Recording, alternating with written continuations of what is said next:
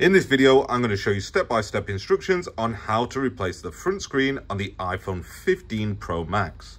To begin the repair, take a pentalobe screwdriver and remove the 2 screws either side of this USB-C port at the bottom of the device. The display is stuck in place with very strong adhesive, so I'm going to use a heat gun to soften the adhesive around the edges. You can use a hairdryer or a decorator's heat gun for the same effect, or even a heat mat if you have one. Once the screen is warm to the touch, then we can stop applying heat, and taking a single-sided razor blade, we're going to create a gap in between the edge of the screen and the chassis of the phone, and we're going to sort of pry upwards just like that. I'm going to add a couple of drops of isopropyl alcohol just to soften that adhesive a little bit more. And now inserting a plastic guitar pick just a couple of millimeters along the way. We're going to run that just a couple of millimeters along the right hand edge of the device, the bottom edge of the device, and finally this left hand edge. With that just about separated all the way around, I'm going to lift up from the bottom of the device just like that and wiggle it from side to side a few times, maybe getting the little pry tool in the top here, and then separating it just like that. It looks like this battery's took some real damage down at the bottom here, and I wouldn't be surprised. And I mean, this needs to be replaced badly. I'll have to speak to our customer before going any further. For now, of course, I will carry on with the instructions on how to replace the screen, and then we'll address this one when we address this back cover problem a little bit later on. I suppose you'll have to look out for the iPhone 15 Pro Max battery replacement video coming very soon. Moving on, I'm going to take the trusted eye doctor mug and prop up the screen just behind it like that to free up both hands. Now I'm going to take a Y000 tri-wing screwdriver and remove the 6 screws that hold down this shield just here.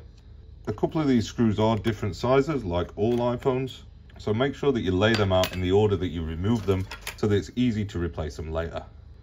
Use some tweezers now to lift up that shield that we just unscrewed, and we'll store that safely for later as well.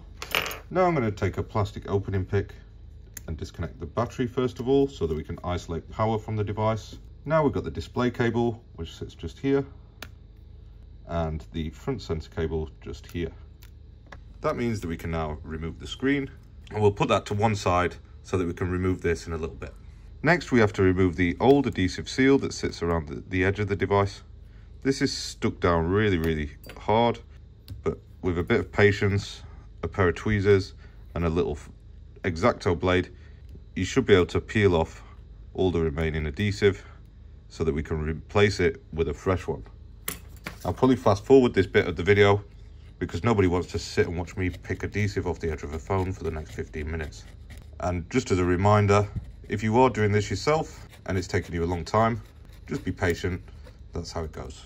Just remember that this adhesive seal does serve a purpose of keeping dust and moisture out of the device. So whilst it is frustrating that it's so difficult to remove, you've got to just bear in mind that it's a compromise as opposed to just being sort of non-water resistant and allow the ingress of dust and moisture. Once we've removed all that adhesive, I'm just going to apply a bead of isopropyl alcohol around the edge there and then clean it off with my trusted toothbrush. This is actually the same toothbrush that I have to brush my teeth with at night time and in the morning. So if you want to buy me a new toothbrush, I'm going to pop the buy me a coffee link below, although it should be buy me a toothbrush link, and you can donate to help support the channel and my dental care. To install the adhesive, peel up the top sheet, make sure that you've got it the right way around, and then line up your new adhesive sheet in the top left first. I bet the phone will ring now. Then line it up along this left hand edge, and then the rest of it will follow suit quite nicely, lining up. Because we've done the work on that side, the rest of it lines up really easy. And then we just take the plastic spudger, the flat end of it, and run it around all the edges, pushing down the adhesive seal, making sure that it's stuck very nicely.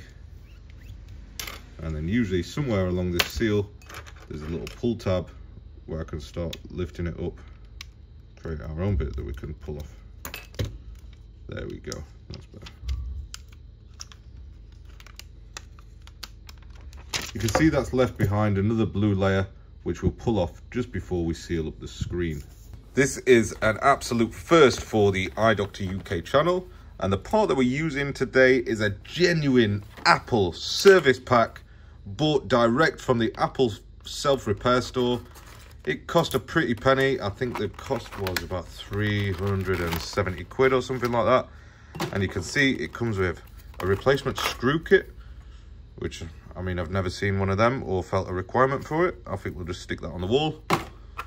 And of course, the display. And this display, you can see, comes with that sensor. Now, chances are, if you're using a part that isn't from the Apple store, then you will have to remove the sensor from the old screen and then transfer it over. So for the sake of the video, and if it's a DIY repair, I'm going to show you using the other display how to remove that, which it is very, very simple because we're just held down by one crosshead screw that holds down a shield. So we remove the screw, use the tweezers to remove the shield. And then of course, we need to be careful with this if you're using like a refurb display or something like that. Heat using your heat gun, the same method that you use to remove the screen. You can add a few drops of isopropyl alcohol around the edge, although it's going to evaporate straight away, of course. And then we can just very carefully lift up and peel off once it's warm enough so that it can be transferred straight onto the new display, which I will skip that step because I'm blessed with a replacement screen from Apple on this job. Thank you, Apple. So that's the sensor. Of course, you just move it over, stick it on that bit, but you can see I've already got one. And then just one more very quick note. With these displays, you get a credit if you send this back to Apple as well. So I think you get about 40 or 50 pounds back when you send it back to Apple. So it just, I suppose it keeps it out of the hands of the refurbishers and the parts pillagers. But yeah, once we've got this screen, we're just going to peel off any of this backing sheet. I'll leave that film on the front, although it does give it like a green tint, which makes it look awful. And then reassembly is just going to be a simple case of reversing the steps what we took to remove the screen by reconnecting here for the display cable. This one just here for the top sensor flex. Reconnect it. I like to use tweezers just to help me along with that one. And then of course reconnecting power. Just make sure that they all connect nicely and they're sat down properly. There's nothing worse than a half connected display cable or touch cable and then nothing works once you've repaired it and you're left scratching your head. Anyway, moving on, we can realign this shield that goes over the top of everything, and then resecure the 6 Y000 tri-wing screws that hold down this shield. And I'll line this one up first, pop that in, and then the longest one goes up in the top left after that. So that goes just there. And then if that's in line there and there, then the rest of them will line up nicely. And hopefully you remove them in the order that you took them out, making it easy to know where each one goes. Although it looks like, apart from that one up the top there, the rest of them are all the same size. Like I said previously, we will look at this battery later. Keep an eye out for the 15 Pro Max battery replacement guide. So now that this is all put back together, I'm going to peel off the final layer of the adhesive dust and moisture resistant seal, just like that, making sure that we get all that blue film out of the way from all the edges. It's a bit awkward on this edge where the flex cable lives, so just be careful not to damage anything. It's probably easier if you fold it down, grab it with the tweezers and then peel it off from the back there. And then we're going to close up the display and we're going to make sure that it sits in real nice up at the top, just here, and then give it a squeeze to make sure it sits well there and there.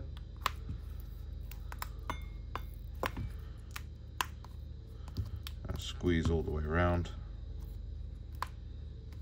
before finally reinstalling those 2 bottom screws down at the bottom of the device. Right, so now this has been repaired, we can plug it in on the cable here and it should boot up. Hopefully that battery's not causing too many problems on the device, although it probably will run out fast, and it does need replacing as soon as possible. Now, because obviously we've done this through Apple's self-repair program, there is a pairing thing that we can do with it. It's saying iPhone unavailable, but we can see we've got sort of touch and everything, and it's all working. But yeah, we're going to power down the device, and then we're going to press and hold the up volume and down volume, and it should go into diagnostics mode now that this is turned off, hopefully. Might have to just plug it in to this while it's doing it. So hopefully we should get the Apple logo, then diagnostics mode. And we can see it's gone into diagnostics and repair, and diagnostics allow Apple to identify potential hardware and software issues with this device. To complete a repair, a system config step may be required. So we're just going to choose start session. We'll connect it to Wi-Fi. And this is just so it avoids the non-genuine part warning, and True Tone features and everything else is calibrated. But yeah, we're going to agree to the terms and conditions. And then I'm guessing that somebody's on the other end clicking a button and saying yes. It's initiating the diagnostic and repair now. And I don't know how long this takes. I've never ever done it before. So it looks like it might have done it. So now we can exit. I'm not sure if this is right, by the way, so I'm just guessing. But yeah, well, I'm just going to peel off this film, and it's ready to go back to our customer. The bad news is that it's come up with iPhone unavailable, so I'll have to give him a call and talk to him about that. But other than that, thank you for watching, and see you in the next video.